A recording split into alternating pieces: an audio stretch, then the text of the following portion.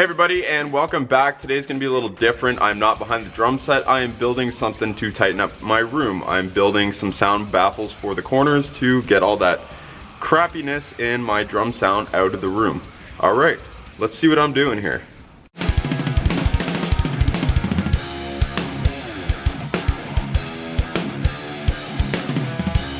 Alright, for those interested, instead of getting the Roxol brand of this insulation, I got the Owens Corning because the local Home Depot only carried this. So anyway, this stuff is professional grade mineral wool. It's mold resistant. Not like any of that really matters all that much, but this is for fire and sound guard. So this is somewhat of an acoustic treatment abatement of insulation. So the stuff kind of looks greenish like this. I think there's 12 pieces in here. And that's what I use for insulation on these things. So for the frames, I just used a bunch of pressure treated lumber I had kicking around from some other projects. And I made the dimensions of the frame itself slightly smaller than the insulation. So the overall measurement in length is 46.5 inches. And wide it is 17.5 inches. So I cut that over here on a miter saw. If you don't have a miter saw, you can use a circular saw or a hand saw if you're feeling primitive. To fasten all that together, I use a 3-inch screw because these are 2x4s, so I want to get that stability in there. And basically that's all for this step. So I'm just putting 2 screws in each end and over on this side as well. And then you end up with something like this. Okay, and now you can see because of the width of the 2x4, it doesn't go exactly flush to each side, which is nice because when we put the fabric on there, it's gonna envelop that nicely. So that just kind of floats in there, and because of the smaller size and frame, it stands upright all on its own. So you end up with something like that. Okay, now this stuff's a little dirty because I've been throwing it around the shop, but the next step is to put this cloth on. Okay, I got, what was it, 7 yards of this stuff, so I should be able to have a lot extra because I only ended up with about 5 panels out of the wood I had laying around. Now, this stuff was, as you can see, $69.93, and that's Canadian, so that's like $5 American. Anyway, I couldn't really find speaker cloth. I found something a little porous that'll actually let the sound travel through it without obstructing it from going into the insulation itself. So yeah, I just got this at a local thread store. It's called Len's Mill Store, and I paid $70 for that. Oh, also the bat of insulation, it ran about $35 Canadian at our local Home Depot. So altogether right now I have about 150 bucks tied up in these isolation panels. The wood, obviously, like I said before, I did not pay for because I had it laying around the shop. Alright, so the next step is to staple this fabric to the wooden frame. I had another stapler here, but apparently it wanted to crap out on me, so I found myself another one that was in the shop I bought a while back with a crap load of staples. Score! Okay, so what am I doing here? I'm stapling the one edge here, and I'm gonna keep the material tight all the way through. I'm gonna follow all the way the length of the panel.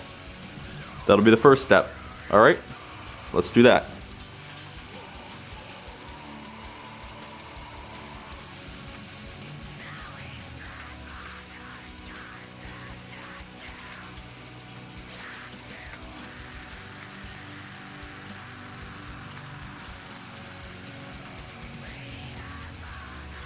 Okay, so I'm going to follow the same thing, and I noticed too that sometimes the staples don't go all the way into the wood, so I'm going to take a hammer and then push them all the way so that the head is sunken in, and then I'm going to repeat the process.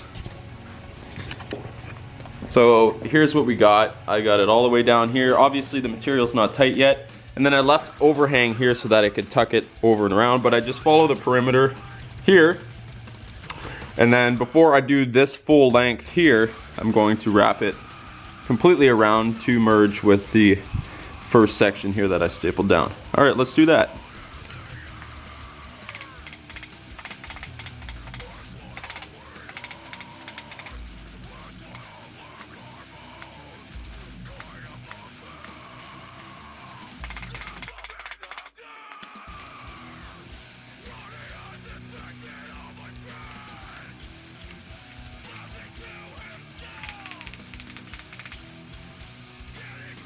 Okay, so there's the front and the two sides. I did the two sides before the other long side because I didn't want any wrinkles in it. So I'm gonna work from this end all the way to this end, and then this will be the back side because obviously the staples will show. Remainder of the fabric's gonna flip up and around and then back to this point. So the staples will be facing the back and you'll have a nice clean front. All right, let's do that.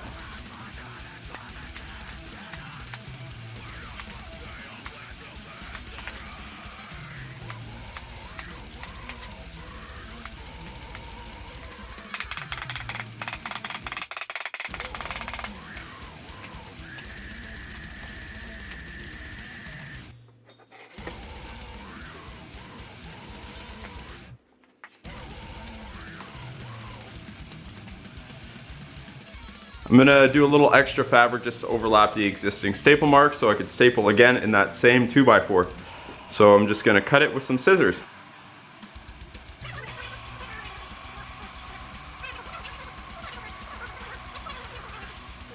All right. So that's cut to size.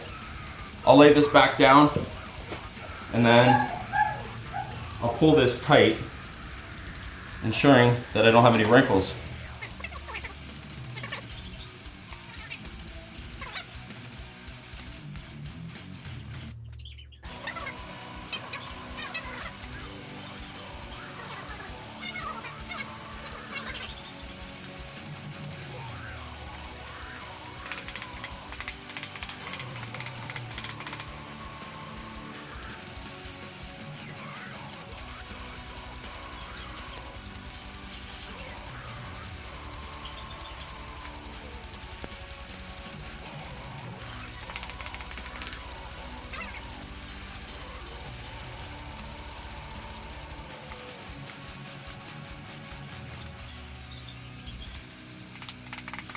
Alright, let's see what we have. After about an hour of stapling, my hand's a little bit raw, but I came up with 5 of these and I managed to get the material pretty well stretched over to take all the creases out. So I'm going to give it a quick wipe down before I bring them up to the drum room, and then we'll go see what it sounds like.